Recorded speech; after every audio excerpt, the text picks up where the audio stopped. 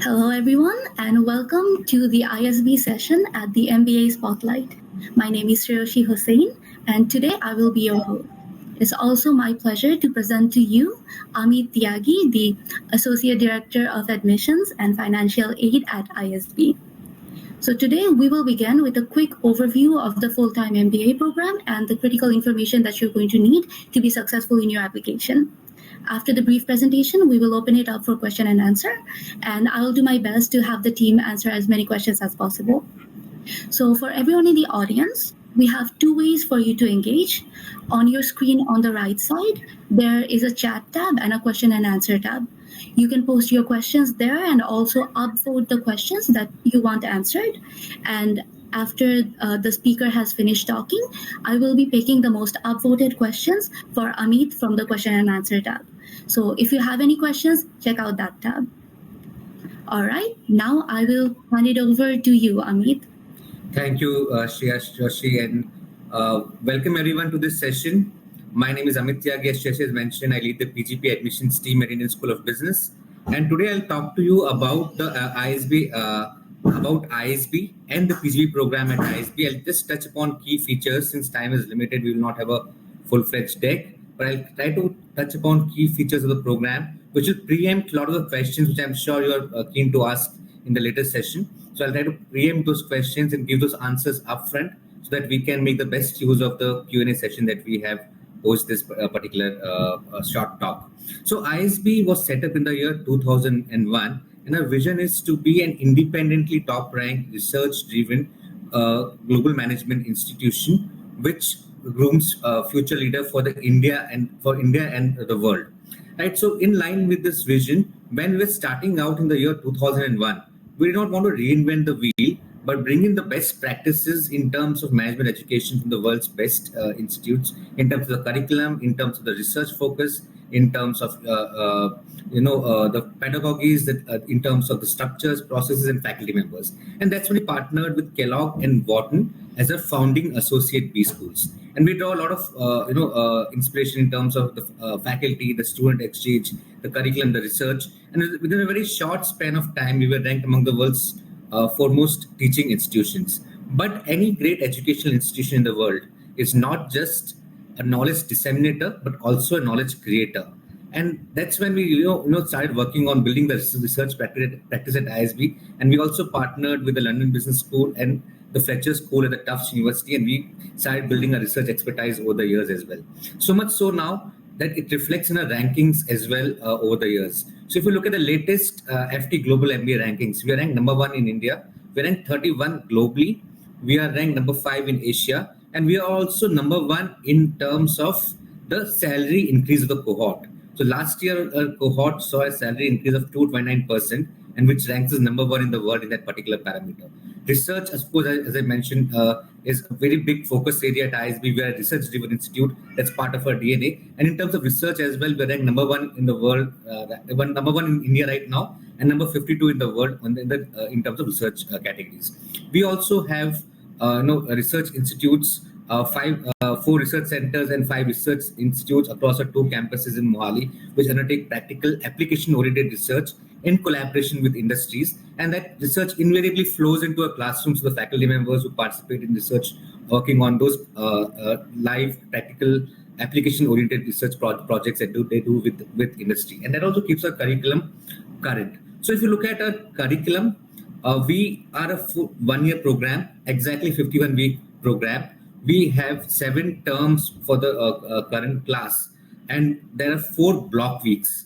The curriculum is based on 3 basic foundational principles: robust foundational learning, wherein you are taught core courses which will empower you to learn about cross-functional view of the business.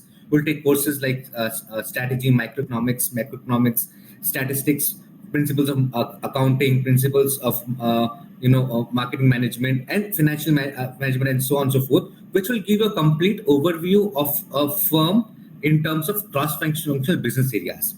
Post which, in the later terms, you can also specialize in various areas through electives. So we offer a lot of electives to our students. There are more than 80 plus electives on offer, and any student can opt for minimum 17 and maximum 20 electives as part of their course at the PGP. And these electives will eventually determine the kind of specializations that you end up with. We offer 10 specializations as of now, for the last class which graduated. 6 are in functional area, 4 are in industry area. So marketing, operations, strategy, finance, entrepreneurship, and IT are the functional specialization. Public policy, healthcare, infra, and manufacturing are the industry specializations.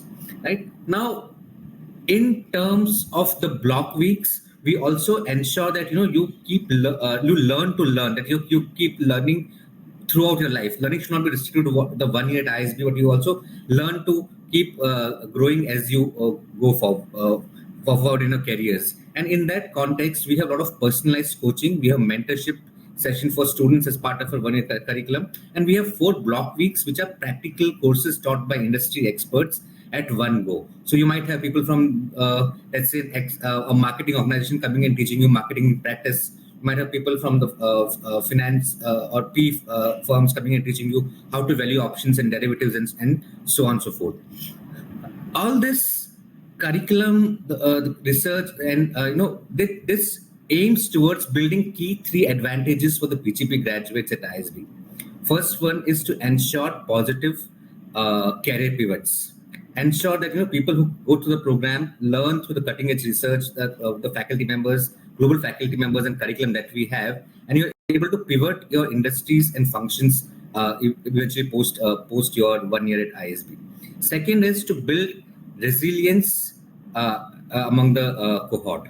So going through the 1 year program at PGP, will be exposed to situations, will be exposed to discussion and courses which will build grit and resilience among yourself, which will ensure that you, as graduates of Indian School of Business, will be able to learn from setbacks in your career and move forward and work in ambiguity, which is a critical attribute for business management graduates in today's world. The third aspect or the third advantage that you will take from the PGP at ISB is to have a confidence to game change. So with the whole curriculum, the whole structure of the program is such that it will enable, once you graduate, once you become managers or leaders in your organization at various levels, it will enable you to bring in positive transformational change at a large scale. And that's the whole idea of giving you these 3 advantages: positive career pivots, ability to game change, and also to build resilient self-confidence to the PGP graduates at ISB. Now, another aspect I would like to talk about the PGP program at ISB is a faculty model. We follow a unique faculty model called portfolio model of visiting faculty at Indian School of Business. So what it means is that even though we have 70 plus teaching faculty and research faculty members across our 2 campuses in Mohali and Hyderabad, who come to ISB for who are based out of our 2 campuses and conduct teaching as well as contemporary research. But we also have a pool of 200 plus visiting faculty members from top global B schools worldwide. This includes not just our founding associate B schools or associate schools, but also 50 plus other collaborations that we have for faculty exchange, student exchange. So what this does is, this enables you to learn from faculty members from all over the world and learn global perspectives in the Indian context, right here in the heart of India. So in that sense, we are a very global B school in terms of the research, in terms of the curriculum, in terms of our alliances, in terms of the exposure that you get, and in terms of the faculty members also that you have access to being part of the PGP program at ISB. So we have top-notch faculty members, both the research, both the resident faculty members, as well as international visiting faculty members that we have are qualified in their fields. All the resident faculty members are PhDs from top-notch institutes worldwide, globally, and others are practitioners or academicians who are the best in their particular areas, and they teach their courses to you right here across our 2 campuses in India. Now, one more thing I want to touch about in our program is our career services that we have to offer. So the career services, the first advantage I talk about enabling positive pivots. The career services at ISB is a professional team which ensures that we bring in companies from various verticals, various industries to our campus year after year and ensure that our students get those positive pivots that we're talking about. Now, in terms of industry shifts, last year's cohort, 74% of the batch had an industry shift, 70% of the batch had a functional shift. That is, if you are working in marketing, you move to finance. If you're working in automotive industry, you move to banking, and so on and so forth. 80% of our students last year had a salary of more than 35 lakhs per annum in the Indian rupees. So that's about the placement that we have. In terms of life at ISB, we have a very strong, campus culture or campus life. Students have to stay on campus for 1 year. It's a fully residential program. So you are exposed to various activities which keep on happening in the campus. We have speakers almost every other month who come in and share their insights with the student body and the campus community at large. There's a student body which we call the graduate student body at ISB, which oversees the functioning of student life at campus. There are sub heads like the Student Life Council, the Academic Council, the Finance Committee, the Marketing and Communication Council, and so on and so forth, which ensure that every aspect of student life at the campus is taken care of right through the student body, and they have a lot of say in what experiences they undergo during their 1 year at ISB. We have 14 professional clubs and 10 professional clubs and 14 social clubs for you to not just build your organization skill sets, but also to hone your skill sets in those particular areas and pursue your passions while you are still at ISB. Last I'll touch upon is the entrepreneurship part at ISB.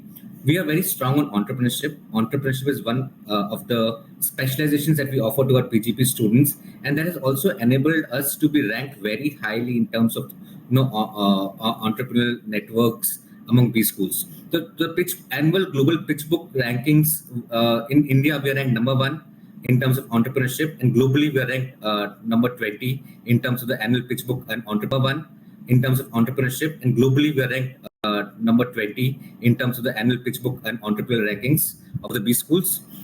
We have our alums have 13 are heading 13 plus unicorns. 175 of our alums have their own startups. Around $4.1 billion dollars have been raised by our alum community in the startup world, and around 670 of our alums run their own startups or their family businesses. So that's one key aspect of studying at ISB, that we enable entrepreneurial thinking and entrepreneurial learning during the 1 year at PGP.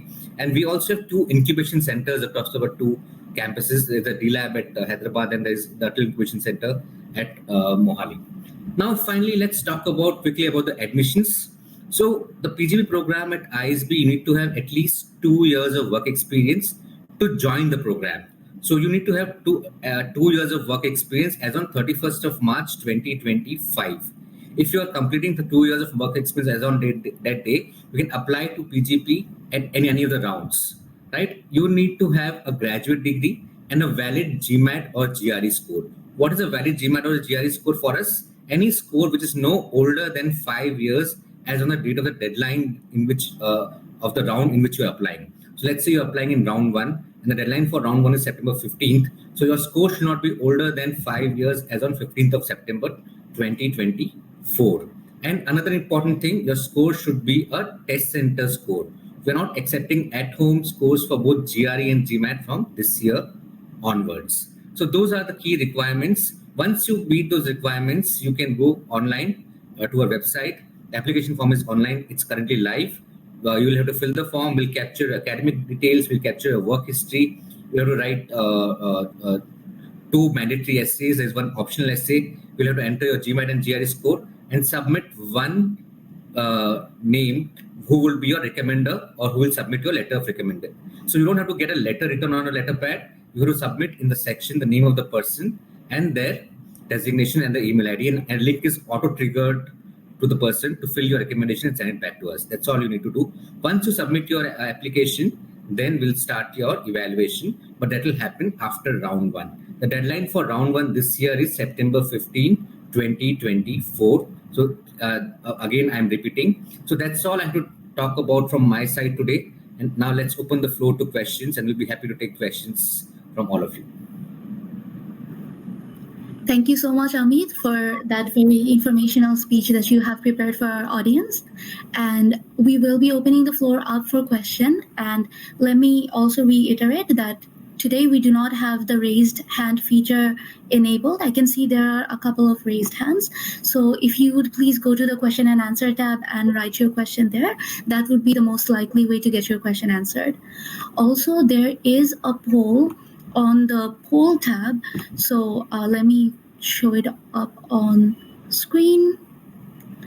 Yep. So if you would like to let our team and the ISB team know what's the timeline on your application, you can go ahead to the poll and let us know. All right. So I will be choosing the questions for Amit based on what has been the most upvoted. And Amit, there are some that you have already answered, but if you could just quickly still just talk about them in a couple of words since they're very upvoted. The first one is, what is the required GMAT score and what is the weightage of the GMAT score in the overall application? Right. So we have a very holistic process for shortlisting candidates. We look at various parameters. GMAT alone is not one of the criteria. We look at your academics, we look at your work history, we look at your essays, we look at your GMAT score, and we look at your letter of recommendation, extracurriculars, and other activities. And all of this will become your profile score. Now, having said that, I cannot reveal the weightages for all of these sections, but suffice it to say, GMAT alone is not the criteria. There have been people who have had 770 in the classical format last year and could not make it to the class. And there are people in the class currently who have GMAT of 610 also in the classroom. So as of now, I'm talking about the classical scores. I'm sure the conversions are available widely on various platforms and you can convert them. There is no one particular score. You see the wide range that we have. It will all depend upon your other profile parameters. Having said that, 720 was the average last year and 710 was the median score for GMAT in terms of classical scores last year for our cohort. And it all depends upon how strong you are in other parameters. If you have a solid work experience, if you're good at CADs, if your essays are a lot of clarity, if you do a good interview, then definitely a lower GMAT score also will suffice. But if you feel that you want to cover up on some of the areas where you're weak, for example, your CADs may be on the lower side and you can't go back and change them now, you might want to get a slightly higher GMAT score. Thank you, Amit, for that answer. We will move on to the next question, which is, what is the differentiating factor that the AdComs look for in an application? So as I said, each application is unique. We don't compare applications while giving offers. It's not like this versus this or that versus that. And it's about your uniqueness. And uniqueness can be expressed in terms of your work history, work achievements, in terms of the essays that you write. And both the essays, I'll urge you all to log into the application portal and look at the mandatory essays. Both the essays talk about your self-awareness, right? How self-aware you are in terms of the challenges that you face, in terms of your strengths, weakness, and other factors. So look at those factors and try to bring out your uniqueness in the application. And we look at a holistic view of the applicant, and each application is looked at uniquely. To showcase your uniqueness, that's what all I'll say. There is no comparison between this versus that at ISB. Great. Okay, for the next question, what do the placements look like at the ISB with current market scenario? And are there any international exchange programs for the postgraduate program? So in terms of placement at ISB, so we have done quite well even in face of the global headwinds that we have seen. A lot of you who are currently researching for the MBA programs would have looked at the placement scenario currently or the global scenario that we have in terms of the economy and the market outlook. But what stands out for ISB is we have a professionally run placement team which works out of various offices across 4 cities in India and also abroad. And their only mandate is to build relationships with organizations and bring them to a campus year after year to recruit our students. And in that sense, we have done fairly well compared to the overall scenario that we have. And 80% of our cohort this year has got more than 35 lakhs per annum. We have had 1,208 offers for a batch of 800 50 that was to be placed this year, and everybody has got at least an offer as part of our placement process. And it's not just about getting an offer; it's about getting the right set. 1,208 offers for a batch compared to the overall scenario that we have. And 80% of our cohort this year has got more than 35 lakhs per annum. We have had 1,208 offers for a batch of 850 that was to be placed this year. And everybody has got at least an offer as part of our placement process. And it's not just about getting an offer; it's about getting the right set of offers or enabling career pivots that is a core philosophy for the PGB program. So we have a lot of hygiene factors in place while shortlisting companies which come to ISB. We don't look at placing people in any or every other company. We have adhered to those standards this year, and we've ensured that people have gotten the required offers that they were looking at in this particular scenario as well.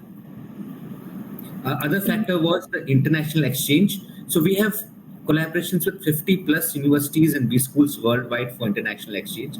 International exchange usually begins from the month of November. We have both inbound as well as outbound exchange programs. So people from those universities also come to ISB and spend a term or 2 year, and our students can spend a term or two abroad depending upon which part of the world they want to go. But we have options for people to go to any part of the world. We have our founding associate B schools plus 50 other top universities worldwide who you can choose from. And the process for choosing this is purely on the basis of bidding points. So you're given certain bidding points at the beginning of the year, which you can use to bid for various courses or your choice of international immersions or international exchanges, and accordingly decide. So if you take something, you might have to forego something else. That's a philosophy. Then you choose wisely where you want to go, which is what is more of a priority to you. That makes sense. Thank you, Amit. We have some questions about how important the extracurricular activities are for admission in ISB. So extracurricular activities will definitely give you an edge. But having said that, if you have something really outstanding, and if it adds to your overall profile, that's when you'll get an edge. So if it shows something about your particular skill sets, about your particular character, about your particular way as a person or awareness, then definitely it gives you a slight edge. But what is more important is what I talked about, your ACADS, your work history, your essays and test scores. In conjunction with all of this, extracurriculars can give you a slight edge. But if you don't have any extracurriculars, but if you're good in your core areas, core subjects, that's also perfectly fine. So as I said, each individual is unique. Showcase your strengths. If you don't have extracurriculars, then showcase your strengths in other areas. Else, you can also showcase your holistic profile. Thank you. Let's see what the next questions are. So we have quite a few questions asking about the scholarships. I'm just going to show one of them on stage, but there are a lot that were asking what the requirements provided. Sure. Yeah, you can go ahead and answer. Sure. I think I missed that point while speaking. I should have added that as well. So scholarships are of various categories at ISB. Primarily, we have merit scholarships, and everybody by default is eligible for merit scholarship. You don't have to write any essay or any other thing in the application. You are by default eligible to be considered for merit scholarship. We also have a merit cum need scholarship for people whose annual family income is less than 18 lakhs per annum in Indian rupees, and we have other donor-related scholarship. Now, in terms of scholarships at ISB, the merit scholarship starts at 8.5 lakhs and goes all the way up to 100% of tuition fee waiver, which is tuition fee is around 26.5 lakhs at ISB. Last year, 25% of the cohort had at least one scholarship or at least some sort of a scholarship as part of their course at study at ISB. In terms of quantum, we have offered 20 crores worth of scholarship to our cohort last year, and it's only going to keep increasing bit by bit over the coming years. Thank you, Amit. Someone has asked, does ISB admissions team provide improvement feedback on rejected applications? Yes, we do provide feedback on rejected applications. So you can reach out to us at pgp@isb.edu and ask for the feedback, and we'll share a form with you to register for a session with one of our team members who will give you a feedback on your last year's application. All right, great. And I know you have mentioned this before during your speech, but there has been a lot of upvotes on this question that how much work experience is required. To join the PGP program at ISB, you'll need a minimum of 2 years of work experience as on the class start date. So if you have 2 years of work experience as on 31st of March, you are eligible to apply to ISB in any of the rounds. Even if right now you don't have 2 years, but you are likely to complete 2 years by 31st of March 2025, you can go ahead and apply for PGP program at ISB. Okay, great. Thank you, Amit. Do you have a cutoff in terms of years of work experience? Lower end, yes, not on the higher end. So if you look at the last year's cohort, we had people with 2 years minimum and maximum of 22 years as well in the classroom. Okay. 22 years of work ex. Yeah. All right. And is there a way that the applicants can get a fee waiver? We do not offer application fee waivers for the ISB application process. The application fee for round 1 is 5,000 rupees. For round 2 is 7,500, and round 3 also it's same 7,500. So we do not offer application fee waiver as of now for the PCB program. Okay, thank you, Amit. I can see on the question and answer tab there are a lot of questions asking very specific questions about their profile. So for those questions, you can maybe privately reach out to Amit. Is there an email that I can share on the chat, or maybe you can share on the chat that the applicants can reach out? Yeah. Sure. So I'll also I'm not able to type into the chat. I don't know how to type. I can write it for you if you write it on the speaker. AMIT Amit. Sorry, could you? Yeah, AMIT Amit. Yeah. Underscore TYAGI. @ isb.edu. All right. So I have question on the message, right? Question. I would like to answer that. Please tell us more about YLP and early entry option. So from this year onwards, we'll have a few changes in the YLP and the early entry options, and we'll come back to you within a month with more information on YLP and the early entry option. Till that time, do keep preparing for your applications, or do keep preparing for a GMATs or GREs if you're writing those. But we will have more information for you on YLP and the early entry option within a month or so. We are reworking on it. It's going to come back in a newer format, but we'll let you know within a month. Okay, that sounds great. I'm looking at the chat right now for any general questions that you can answer for the audience. Okay, so this question is about when can we expect early entry option application to roll out? And for early entry option, what type of candidates is ISB looking for? Yeah, so as I mentioned this just now, for early entry option, we'll have more information for you in the next month or so. And the second part of the question is, what type of candidates are we looking at, given that it's less than 2 years and there aren't going to be a huge career jumps. So that's what we're working on to rebrand or to make changes, and we'll come out with those that information very soon within a month. You'll get to know EO in a slightly different avatar in the next 1 month or so. But in the meantime, do keep preparing for your GMATs or other parts of your application. You will have an option to start your early entry option applications with this very soon. But we'll come back to you within a month or so with more information. Okay, thank you, Amit. We have some questions from candidates from non-traditional backgrounds. One of them asked that I work at my family business. Does ISB consider it an acceptable work experience? Yes, definitely we do consider it as an acceptable work experience. If you're working at a family business, Make sure that you have a relevant proofs of your work. It could be anything. We are not fixed about pay slips. It could be salary certificates and relevant proofs about your work experience. And of course, if you're working at family business, you should be aware of the various questions that will be asked you in the interview on that front. But family work, business work is totally acceptable at ISB. Okay, thank you, Amit. There is quite a lot of interest about the exchange programs. One of them asked what is the requirement for the exchange programs and also how many students get the chance to go on exchange programs. Sure. So, exchange programs, as I mentioned earlier, there is no hard and fast criteria that we restrict people from going for exchange programs.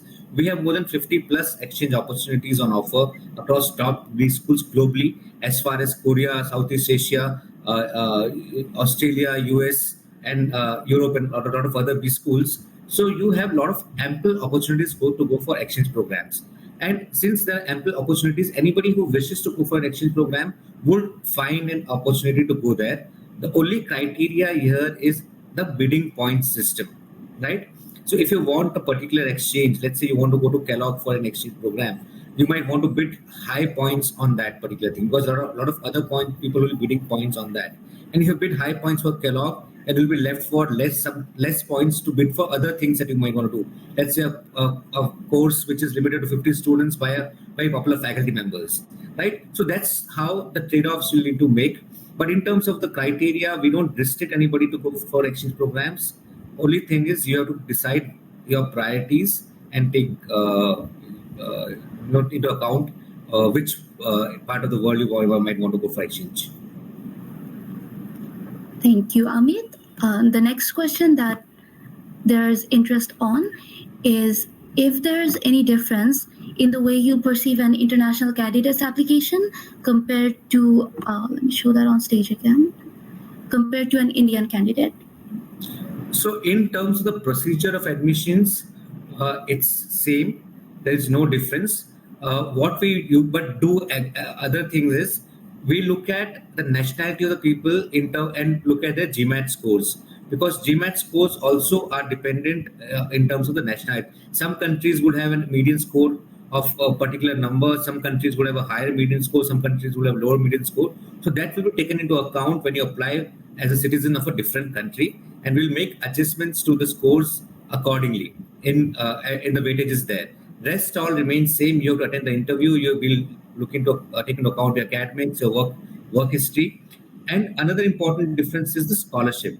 For international students, we have something called an international scholarship, which is up to 100% of tuition fee waiver. We offer 100% of tuition fee waiver up to those candidates. So if you are really a strong candidate, if you score very well on various parameters in the selection process, you are eligible for a complete tuition fee waiver at ISB being an international student, just like any other Indian student as well. But the key difference lies in looking at your GMATs and other parameters slightly differently related to the country from which you are applying. That sounds great. There are a few questions here, and I'm sorry, for some reason it's not showing up on the screen, but the questions kind of asked for general tips that you could, if you could just share any general tips for strengthening applications. One particular one was from someone coming from a technical background, but just in general from any background, what can the applicants do to strengthen their application? So the biggest tip I'll give to candidates and over my last few years, interacting with a lot of candidates, one biggest thing that will see you through in the application process is clarity of thought, right? More than writing the GMAT or more than getting an essay done, what's more important is introspection on your strengths and weaknesses, or on you as a person, on your aspirations and career goals, and get that clarity of thought right. This will take some time. It's not something which will happen overnight. So do introspect, do get that clarity of thought. It will reflect in your application as well, in terms of the essays, in terms of the various threads that you build in application, and also in your interaction with the interview panel. So biggest thing is introspect and get the clarity of thought in terms of yourself and your aspirations and motivations on doing an MBA. That is a key thing, in my opinion, for all and people aspiring to do an MBA. Yep, I'm sure that's very helpful information for the audience right now. I would like to point out that we have about 10 minutes left in this session. So if you still have any questions, please write them in the question and answer chat, and we will try to go through as many as possible. And since we are coming up on time, I will be sharing the questions that are kind of different than what has already been answered. So one of them is, does ISB help transition from government to corporate sector? Yes. So as I mentioned, one of the key advantages of PGP, one of the key things that PGP offers its cohort is positive career pivots. So we have people from different industries or different sectors who transition to various other industries, and there are countless examples of such people. In the last cohort itself, I know personally know somebody who had worked in defense armed forces for a couple of years. He then moved to the civil services. He was an IRS officer in the government of India. He then came to ISB, did his MBA from ISB, and is now working in a consulting organization, a top consulting organizations currently. A lot of other examples. I know somebody who was an Indian Idol winner. For those of you from India, will know it's a top reality singing show. She won that show a lot of years back. Worked in the media industry, primarily in artist management, and she also then came to PGP and has now transitioned into a strategy role with the top conglomerate. And there are a lot of other people who have transitioned from software engineering to finance or software engineering to consulting. But from government to corporate, definitely a lot of people have done that. And in fact, every year, if I remember the last year's stats correctly, the last year's class had around 6 to 7% people from the government sector, and 6 to 7% people in the class of 880 translates to around 30 to 40 people, and they all got transitioned into corporate sector. So definitely it's possible for people to do that transition, and that's what ISB biggest advantage is. In fact, we had a teacher who was an IB board teacher at a top school who came to ISB, is now working at impact consulting firm. So that's the kind of transitions that we have. And what I'll also urge you all to do is all these transition stories we have on what we call the Campus Tales podcast at ISB. If you all want to hear their stories, the short episodes of 20 minutes each, you might want to, log into Campus Tales on Spotify or Amazon podcast, music, or any other channels, and listen to those transformation stories. And that will be real eye opener for people who are considering whether, with my background, I can transition to some other area or not. Yep, that's a very good resource you have suggested, Amit. Thank you. And I've also put it on the chat, the name of the podcast that Amit has mentioned. And there were a couple of questions, Amit, on what were the most common mistakes that you see each year that applicants made on their applications. So since we have a couple of questions in similar vein, so if you could share some common pitfalls that you see. Sure. So again, there are a lot of small things which I can talk about. No spelling mistakes or not having. But I'll talk about one key thing which I feel a lot of people get it wrong. Your ISB application is a holistic document. It's not a set of disjointed fields to be filled in. It's not about entering your acads or entering your work ex or writing your essays or putting forward your resume. It should be a document which showcases the best side of you, and in that sense there should be an underlying thread running through each of them. For example, if you are talking about transitioning to finance as a person right now, and if you have come from a business background or let's say a BBA background, then you have to showcase your certifications which are finance related. No point talking about being in wanting to go to finance and showcase your achievements which are in terms of marketing or in other areas. So build your application in such a way that it showcases, or there's a story or theme to your application. Look at it as a whole document, and you should talk about your complete aspirations and motivations in one go. If I read it, I know that you are not confused. You have showcased everything as part of your overall goal. Everything should lead to what your overall aspiration is. I know it's a slightly winded answer, but I hope you all get the gist. Yep. Thank you, Amit. Yeah, I'm sure that the audience is finding all those information very helpful. We have a lot of interest on this question, which is kind of technical, so I wasn't sure if I should ask it near the end, but we have only 5 minutes. So the question is about how the school perceives GMAT Focus Edition compared to GMAT Classical. And then there are also other questions in the chat asking how the GRE scores are converted. Yeah, so we look at percentiles. Even when we were taking classical test scores, we did not look at scores in isolation.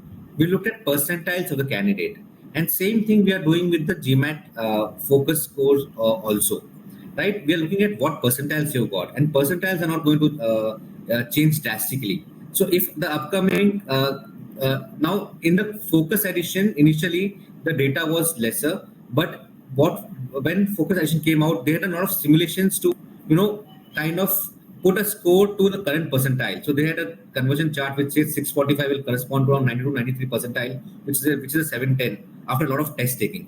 Now eventually this data will get further fine tuned as more and more people take the test, but it always has been and it always will be the percentiles that we look at in the terms of the GMAT. It will not be about a particular score. It's about what that score denotes, what percentile that score denotes. That's more important. Yep. Thank you, Amit.